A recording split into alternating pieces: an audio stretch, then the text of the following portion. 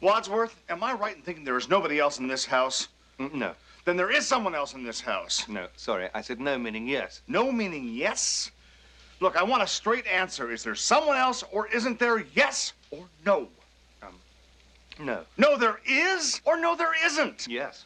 Please! Hey, this is Matt once again. What about another video? This is another paid request, this time from Arthur. Thank you so much for that. For those interested in requesting pretty much any type of videos, topics, reactions, reviews, re-reviews, randomness, out of the blueness, whatever it may be, feel free to send it either directly to my PayPal or join my Patreon. Both links are down below in the info box.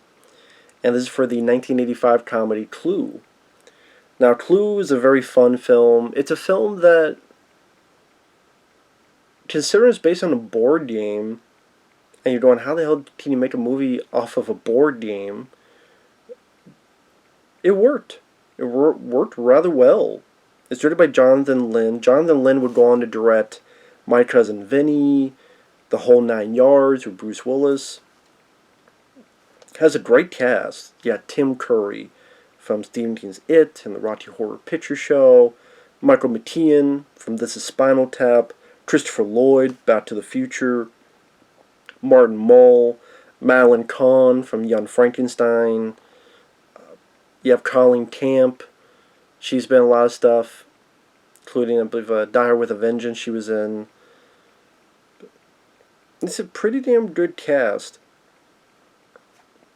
And it's about a group of people, Colonel Mustard, Professor Plum, Mr. Green, all this stuff, Miss Peacock, coming to this mansion, middle of nowhere. Tim Curry's the butler. He's like, you guys have been summoned here. Summoned, not summoned, summoned here. We're going to talk about this bit where you guys are being blackmailed. You guys are being blackmailed, and these are your secrets, and this is the guy blackmailing you. Then there's a dead body, and then they have to figure out what's going on, who did this, who's the killer, and it's a murder mystery. It's a murder mystery, but it's a comedy, and it's a movie that it works because of the cast and the dialogue. Again, this is, in a weird way, one of the more faithful game movies. It's a board game, not a video game, but I mean, you got the name of the characters, you got the weapons used in the board game, whether it be the revolver, the lead pipe, all that stuff. You have, I think if you look at the board game, like, the geography's pretty much the same, comparing the two. And I think I heard there's a documentary on this film. I could not find it. Like an actual documentary with new interviews with the cast. I couldn't find it. I don't know if I just wasn't looking hard enough, or if it was never released, or what the deal is, but I saw like a bit of a trailer for it. I'm like, where is this documentary? Why can't I find it? There was nothing on the Blu-ray. If I read an interview of the director, like there was a anniversary coming up, and the director said, hey, I would do a commentary, but the people who were all in the film, like, nah, don't worry about it. It's like, the film does have a cult following. You know, I know I'm not the only person that likes the film Clue. Because, okay, you don't have a murder mystery in one location for the rest of the film. It has this nice pace to it for 90 minutes that, you know, it's a little bit shaky at the beginning. You know, I don't care for the running joke that Tim Curry stepped on dog crap. And so when people come in, they sniff something, and then they look at their shoe, and did I step in something? But then it's what was on Tim Curry's shoe. Okay, yeah, that's a lame running joke, at least to me. But it's a film that does get better, it gets more interesting, especially when all the guests have arrived. And you have all these established actors or comedians or both working with each other. And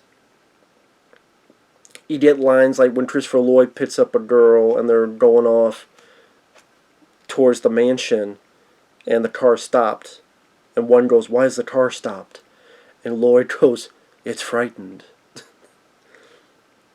Or just the way, like, these actors sold the situation that they were in.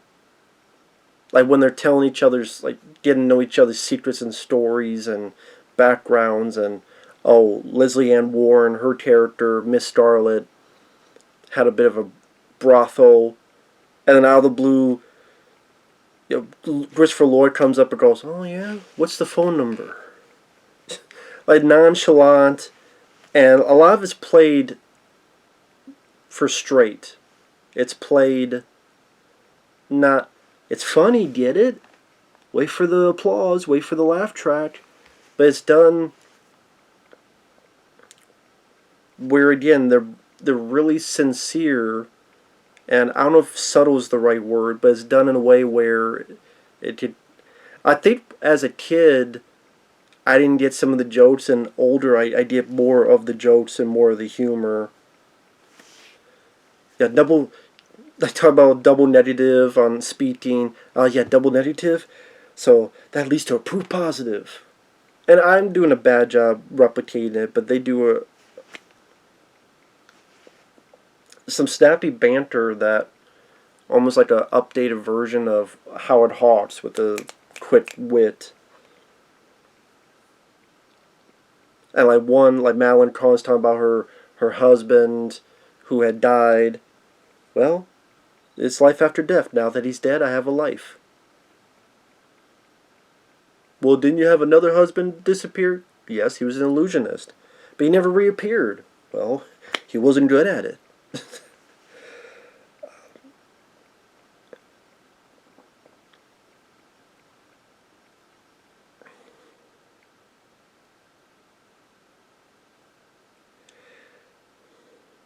Tim Curry, I think this is one of... Sorry, I paused because do I want to go into the story? Let me go to the actors. Tim Curry, I think this is one of his best performances. I mean, he's Stephen King's It, and he was in Legend, and even National Lampoon's Loaded Weapon 1, he's a lot of fun in that. But here, I do think this is one of his best performances, because when you get to the ending, where he has to explain in such a rapid succession to the guests about what happened and what led up to this and how he figured it out, and he's trying to reenact everything. It's like a tour de force. It's a tour de force of having to remember all this dialogue, saying in such a quick fashion, and also make it funny by doing it. Again, when he did that finale, I think Tim Curry stepped up to the plate and he knocked out of the park with it. Michael McKean as the sort of nebbish guy who's like, I didn't do it, like more scared of the group. Martin Mull, he's Colonel Mustard. He's a lot dumber than he thinks he is, but that gets into some pretty funny situations. Like the bit where I want to know, to Tim Curry's character, is there anyone else in the house? Yes or no? No. No, there is or no, there isn't. I mean, yes. No, I mean, no, I just want a straight answer. I said no. No meaning yes. They do a better job in that. I'm not great at remembering all the specific dialogue on that. And then the bodies start piling up. And this one bit that always made me laugh is when they get to just how insane the situation has come about. They find 3 more bodies, and without a word, like zombies, they go to one room. Then go to a second room, there's another one. And then just how defeated everyone looks. One of the bits, there's when Madeline Kahn, husband should be like a Kleenex. Soft? Was it? Soft? Was it soft, strong, and disposable? She compares people to a Kleenex.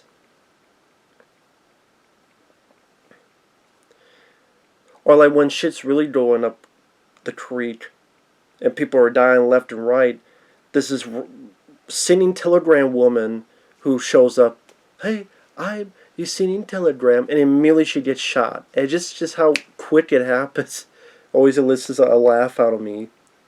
Like, in a way, this is a black comedy done well.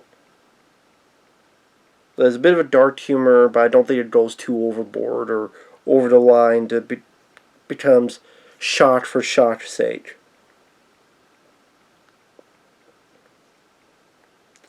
And it's kind of hard, like, how do you explain a film that is very dependent on acting and dialogue? I think, again, after a shaky opening, the dialogue acting fits very well. Fits better than the O.J. Simpson glove. And it's actually not that bad of a murder mystery. I'm trying to figure out who is it. Also the score. I think the score helps quite a bit.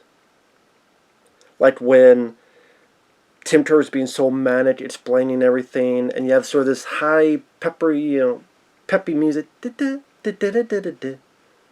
Kind of goes into, like, it's a murder mystery, but it's also a fun film. It's also a comedy. Let's not forget that. And it's also interesting because it had 3 endings. Now, apparently, supposedly John Landis came up with the idea because he at first was going to direct the film, but then I think that didn't come to be because of his fucking trial with the Twilight Zone incident. So I don't blame someone's going, nah, let's not let this fucking guy direct. And I guess when it came out, depending which theater you saw, you got a different ending. Which is a cool idea. They don't do stuff like that anymore. Although nowadays it'd probably be pointless because people will be like, oh, screw it, I'll just go see the other endings on YouTube. But I remember one time there was an idea to do that with Freddy vs. Jason. Like have an ending where Jason wins and have an ending where Freddy wins. Or even back to the Godzilla vs. Kong. Let's have an ending where Team Kong lives. Let's have... and wins. Let's have... Even the new Godzilla vs. Team Kong, they could have done that. If they had the money. Like, have that battle. Yeah, it'll take more money, but do one where King Kong has the upper hand and wins, and do one where Godzilla has the upper hand and wins. I think that'd be pretty cool, and then you make your choice. Or you go to a movie, you're like, I don't know which version I'm seeing. There's a bit of excitement and intrigue with that. But nah. Now on the DVD and Blu-rays, well, I mean, there is something where you could click on something and randomly it'll give you an ending. Or you just watch the movie as is and then just pick the ending you want. Ending 1, 2, or 3. I would say the first ending is my favorite.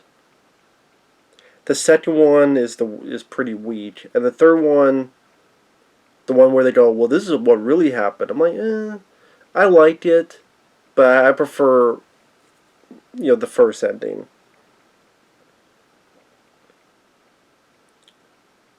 Before I did that, because that's spoilers. The film came out, it didn't do well at all. Like, critics are like, what is this film? And apparently a lot of critics thought it got worse as it went along, which I disagree. I thought it got better. Because when the murder mysteries get more encapsulated with these guests and their back and forth is get a bit faster, a bit wittier rapport back and forth, and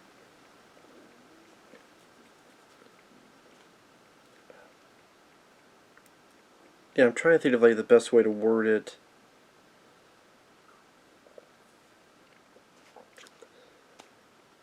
After Mr. Body gets shot, which Mr. Body, he's a guy who may have been blackmailing them. He's kind of like Robert De Niro, a little bit of Leo Rossi and a little bit of Robert De Niro, like a little bit of mesh of the two. I mean, well, if you told me he was like Leo Rossi's brother, I would see it. I could see it. But when we get to the finale, Actually, let me backtrack on that.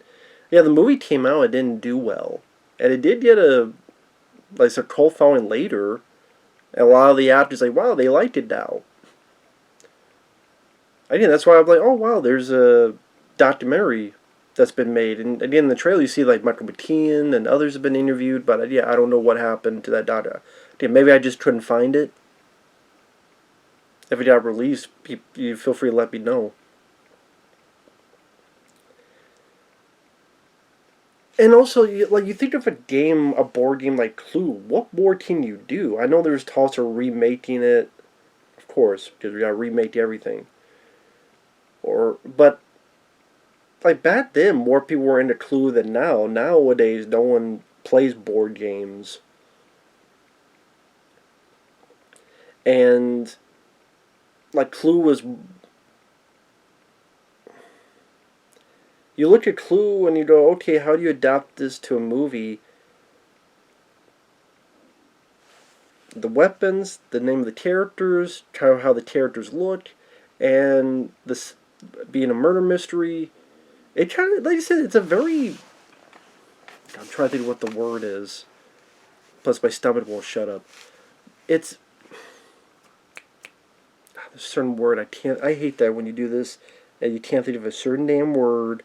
And just flames. Just flames. You get anger, just flames. Just flames. All over.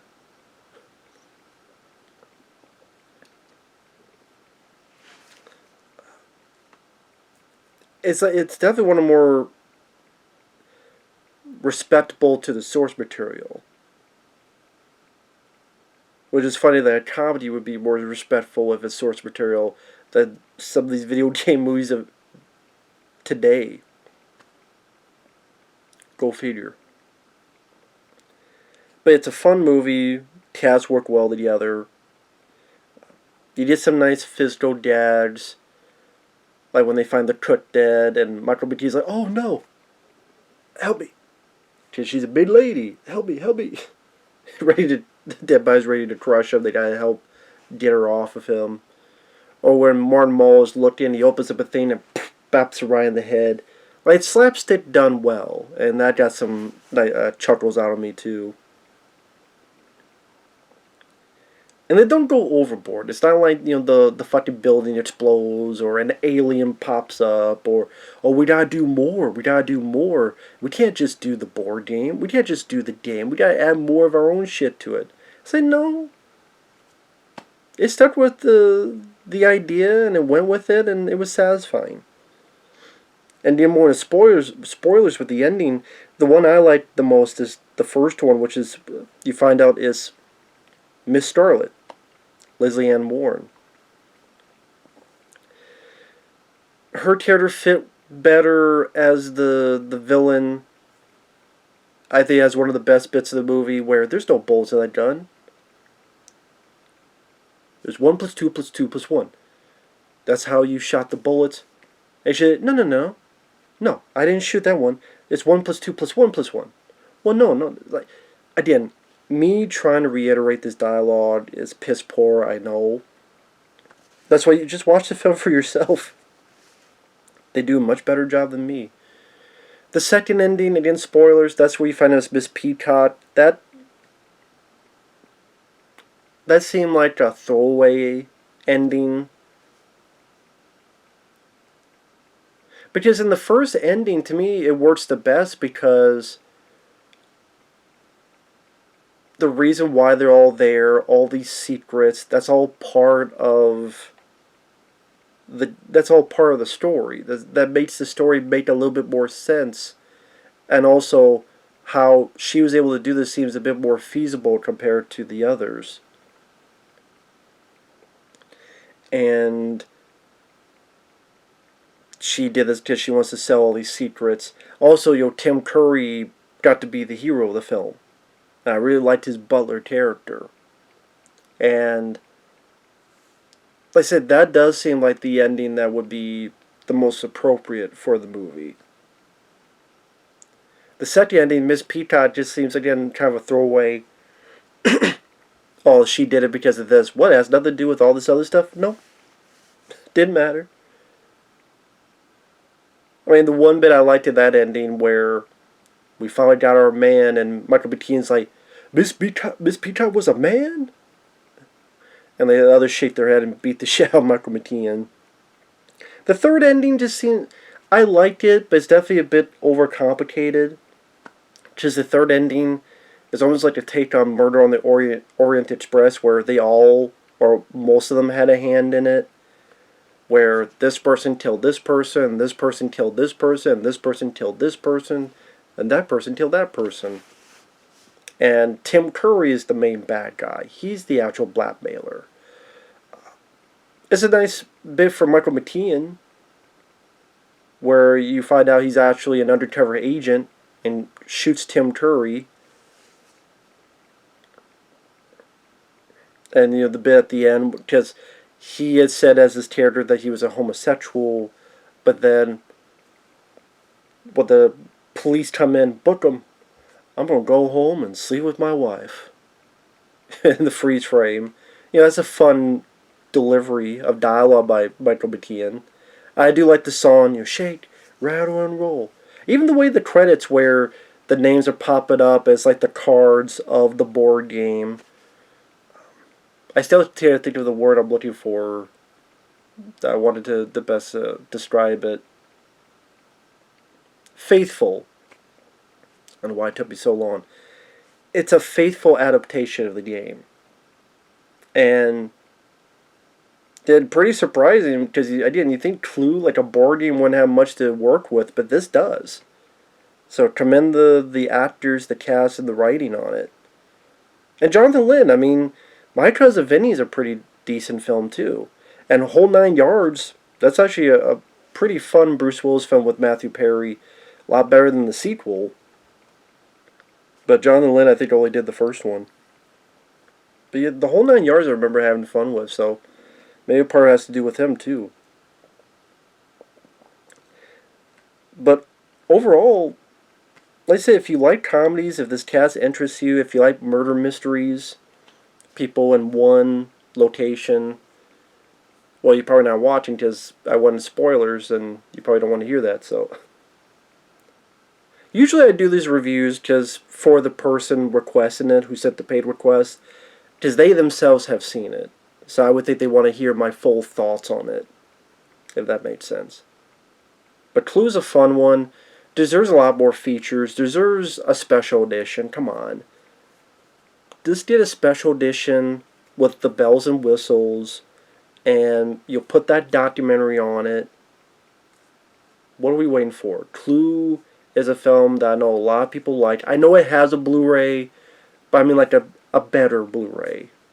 Like Clue, come on now. But with that said, thanks for watching. Take care. We'll see you guys later. Bye-bye.